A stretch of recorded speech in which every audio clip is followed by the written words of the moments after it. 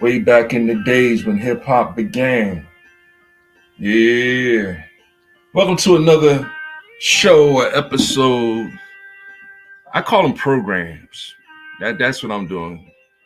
Um, yeah, the haters are going to say I'm trying to program your mind with the wrong things, but I'm trying to give you a little bit of truth, love, and courage to help your knowledge, wisdom, and understanding, so that we all can achieve freedom, justice, and equality. And I'm just gonna jump right in on it because I'm not gonna be on here too long. It's already 10:20. I wanted to come on at 10 a.m., but ripping and running left and right. And where was we at? Where were we? That's right, The Godfather, the greatest movie of all time. And people want to argue with me about it, and it's just ironic to me that people that want to argue with me, either one, they didn't see it, right? Or they might have seen it one time in passing, right? Or even if they do study it, they'll try to chisel all the flaws of the movie. And then this is what we do as debaters in life. But or they try to find another movie to compare it to. The one that they always, most people compare it to is Scarface. So that's why I usually use Al Pacino as the first actor that I'm really going to break down with these. I'm still trying to figure out what I'm going to call them. I'm calling them programs. I'm not calling them lessons. I'm calling them programs. So today's program, we're going to continue on with The Godfather. And that's what I got running in the background. And I'm sitting here checking out how my little overlay. Yeah, see, I like that little overlay I did on it, right? And then I even got my name, Daddy Volo on the thing. And let's see here. What's this? And I kept it that way on purpose. I can't see it too good, but y'all can see it better than me. Um, Wrong kind of sage. That's what my son left behind. A sage. What does he mean by a sage? And this little kid's a genius sometimes. And that kind of goes along with the show. Maybe that's why I left it just like that. Because that's what we're looking for. We're looking for the sage. I used to like to use the word seer, Seer. That's the teacher.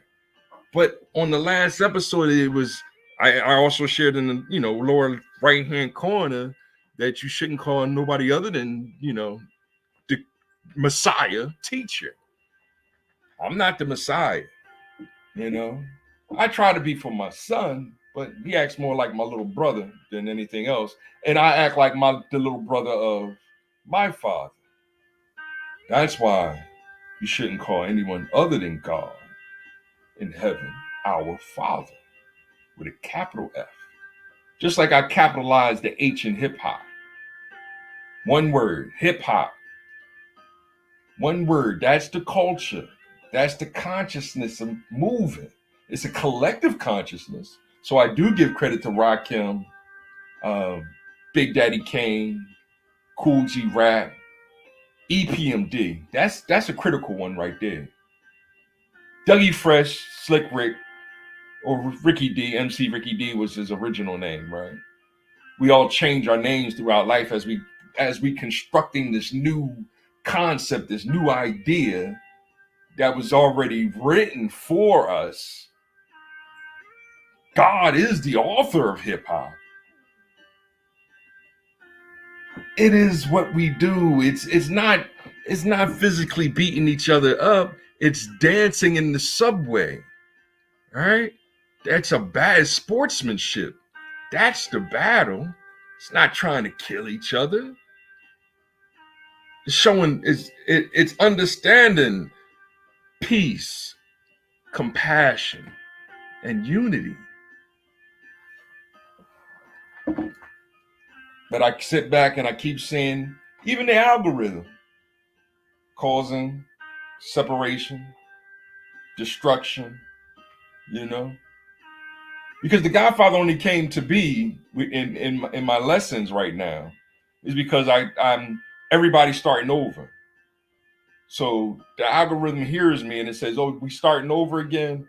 I already know you like The Godfather, because Godfather has been on my list um, for, the whole 10, 15, 12 years. Well, my son turned 13. 13 years. Let me stop. Happy birthday, Nay Nay. Yeah, today's my quote unquote daughter's birthday. I'm not the biological father, but I met Nene back when she was 5 years old, maybe 4. Nene was a baby with a Hello Kitty backpack, and they just her mom just dropped. Well, it was actually I don't know how did Nene get up here. I don't even know how she got up here, but I was off from work and I was asked to babysit. And I'm like, what can me and a little 4-year-old girl I don't know? So I went and got a whole bunch of videos, and the one video that I watched with her was Spy Kids. Funny story, and the Spy Kids was funny because before we watched the movie, she's 4 years old and she's talking like she's 8, And that's the little girls. That's how little girls do. Boys be, whereas boys, I don't even think my son talked until he was like 6. But Nene was talking, full sentences, everything, and I was explaining to her for some reason that agua meant water in Espanol, And don't you know, as soon as the movie started, the kid said, agua, that means water in Espanol. And it was like, and she looked at me like, wow, like I was the most, genius person in her life. So, but anyway, back to The Godfather. The Godfather is one of these next level movies, right? Because there he is right there. They go Video Corleone and everybody about to, and right now he's saying, no, I don't see Michael. So we can't take a picture until Michael get here. So it's like, and everybody's confused, especially Sonny, because Sonny's a knucklehead, right? That's the knucklehead son. That's the one that acts like Kane, Fredo is the one in peace, so he is more like Abel. So what does that make Michael? That make Michael Seth. Even though the other character, his name slips my mind right now. And then people that know the movie. There's a 4th son, but he was adopted, so he's not really the blood son. So it is a war kind of going on between him and the 3 brothers, and he always wanted to be considered a real brother of the family, even though the Godfather adopted him since he was a young boy. So, and that's the irony of what we are still going through, because I had opportunities to be a foster parent. I was interested in adopting kids, and then to see this same political ideology affecting our communities, because there's our court systems is overwhelmed with Black children that are orphans, but they're really not orphans, because the parents are alive, but they're either in jail or they're either, like their parents are or drugged out or all these bad things. The mom can't afford, or has too many kids, and the dad's is, got too many kids and by 2 different, There's all this drama that's going on, and all this drama and sin is caused by not following the 10th commandment, ironically. It's just, yeah. Jesus say I think the 4th commandment is, and we'll get more into the orders and which commandment is which, but we do, one of the understandings is that's the actual differences in these religions. Some religions say the 4th commandment is honor your mother and father. Some religions say that's the 5th commandment. Some religions say the 5th commandment is actually do not kill, right? It's what is the proper order? And that's what we're fighting over, the proper order. I say the proper order is freedom, justice, and equality. That's it. That's the proper order. But here come them Democrats, and what they saying, diversity, equity, and inclusion. Right? They're saying that's the proper order. That comes before freedom, justice, and equality. Because freedom is actually father, mother, children. That's freedom, justice, and equality. But here's our government saying, no, he does not have to, the father is not in charge of the household, right? And that's what y'all voting for. Y'all voted for them to change the conception and understanding of what does the title God Father really mean? Are y'all starting to get it? I'm only 10 minutes in and I can keep elaborating on it. Right? And not repeat myself. But yes, I am repeating myself.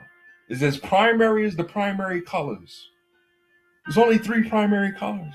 Red, blue, and green, right?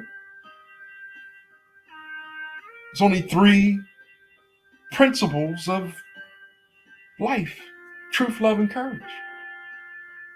I like to call them the key principles. And I got that from the ultimate avatar, right? That I helped to create with the help of a teenage British white boy that made a video game, right? But as I share this game theory that I experienced, as I share these movies and video games and understanding the ethical principles of 10 commandments and sharing the principle ethics of those 10 commandments using tautological epistemology that came from the soul, truth, enlightenment, and morality of science, technology, engineering, and mathematics. That's all that we can observe. Now, I can keep repeating that, but y'all need to write that down and try to figure it out. It's just like The Godfather is the greatest movie of all time. But if you didn't see it, if you didn't read the book, if you didn't, right? If you don't care about that, you can't possibly know what I'm talking about. Yes, there are people out there that's seen it 100 times and they want to argue Ben-Hur or the 10 Commandments or even Boys in the Hood, you know? Right? My favorite, I was telling my son, is actually The Spook Who Sat by the Door. I can't wait to watch it with him. But I think I'm going to hold that movie off until he's like 16 or older. Because he gets a little fussed. He gets a little upset when, people are killing each other with ignorance. Because that's what a lot of these devils are doing. Right? And then act like they washing their hands clean like Pontius Pilate. Hypocrites. So I am just doing my thing. And the boy's here. And I'm logging out now. And what we're going to do is, you can talk now. What do we want to do at 10:30? Sonic Forces. I have Sonic Forces. Frontiers. I have many things to say. I know you want to rap too now, right? No. You ready to break it down for him too? I'm gonna keep it short and simple. Now I only gave him 15. But that's what I'm trying to help you on. There are people out there that do these type videos and stuff. They write it all down and boom, right? They write down their whole speech or whatever, and then they give you 30 minutes, 2 hours of their speech. And back in college, I had to give a 30-minute talk on not theory. Now, what is not theory? I talked for a half hour. Now, I was young and dumb because I didn't really absorb it. I still got an A on it. But I wrote this speech and I pretty much followed the speech. I didn't, like The Godfather, watch it 100 times and became the Godfather. You know what I mean? Like when you was in 4th grade, you did a was that 4th grade? One of those grades. Oh, 5th grade. No. You was in 3rd grade when you did that play. No, 2nd grade. Huh? 2nd grade. You was in second grade? There's gonna be a play in third grade about Twisted Fairy Tales, but then COVID happened. That's what happened. So you was in the second grade. You made it tell me you was in the second grade when you did that play. Yeah. And you was on the stage, and you have the main part, but you were an anti-hero. Anti-hero. Yeah. So you was called Luigi instead of Mario. I'm a Luigi, number one. And you were on there, and I think you were overeating with spaghetti or something like Because that. I think I cursed something, wanted to give everyone more food, but then sometimes too much of a good thing is a bad thing, and I was punished. And the character Luigi had to eat all the pasta. But you became that role. You started directing the director. You was like this. You knew your lines. It's my lines right now. This and that. We're doing great. This is one of the That's why I'm Did so you remember- mad that because of the whole Biden, even then I'm not 100%, the whole Biden thing. I think that's the main reason why I haven't been able to do acting, because I actually really enjoy doing it. Same with the saxophone. Yes. Because That was just me being too much under pressure. But no, you had to practice more, so that meant that you had to put down the iPad more than, you know what I mean? Like I say, in order to really be creative, you have to sit down and write with a pen and paper, right? With the white room. And a blank, empty room. That's what Rakim And they said. compared Right? it to canvas. Just Yeah, let your heart go and spit it. And that's what I did for it was only 15 minutes, and we had the 16-minute mark now. Me and you just getting ready to have a fun time. yeah. I'm playing the movie in the background to let you know this is where my talks are going to continue to come from, because Vito Corleone is a very important. Marlon Brando won the Oscar for this movie, but I'm already seeing who's the better Don. Was it Vito or his son? That's the mindset that we're on, and father and son fighting each other instead of them building upon each other and creating something even greater. Because what Vito really wanted from Michael was he wanted him to be the president of the United States. Wow. That's what he really wanted. He joins the military, becomes a war hero. He became a war hero. Now become a speaker, become a senator, he wanted him to achieve being a senator. But in the end, it's they attacked him, and I kind of broke down the story for you. Yeah, right? you already told me a bit of it. Yeah. And then this movie starts off with the guy asking him for a favor to go beat up the dudes. The next movie starts off the same thing, but this time Michael is the Godfather, the Don Corleone, and a senator comes to him and threatens him to Resign? no, he's to overtax him. To overtax? Yeah, to bribe him. I want you to pay me to not shut down your business. And that's antitrust. That's what the antitrust laws of the government is doing right now. Wow. So, I mean, this is just next level thoughts, and we can rap all day about it, but we got to get ready to play some video games together today. And you see how the overlay let me see if I zoom in and show you. You know what I mean? That way, if I zoom in, see how the overlay over. Oh, by the way, Sage is a character from Sonic. How's that? I should make it a little darker. The tautology, epistemology. That way, it kind of makes mine. It's kind of like a watermark. So yeah, it's a watermark. That's what I mean. You're still probably gonna get caught. Yeah, see, got a watermark on it to make it a part of my content, even though I ain't got the audio on, and I do got my own audio. I'm working on that beat to get that together. I got a compilation of Sonic music in the back. All right. But we'll be back today. We don't know our schedule yet. We're still trying to figure it out with my dukes and yada yada, and you know what I mean. Hip means to know. It's a form of intelligence. Hip means hip and hop and debate, and hop is a form of movement. You can't just observe a hop. You gotta hop up and do it. Hip and hop is more than music. Hip is the knowledge, hop is the movement. Hip and hop is intelligent movement or relevant movement. So write this down in your black books or journals. Hip, hop, culture is eternal. Run and tell all your friends. An ancient civilization has been born again.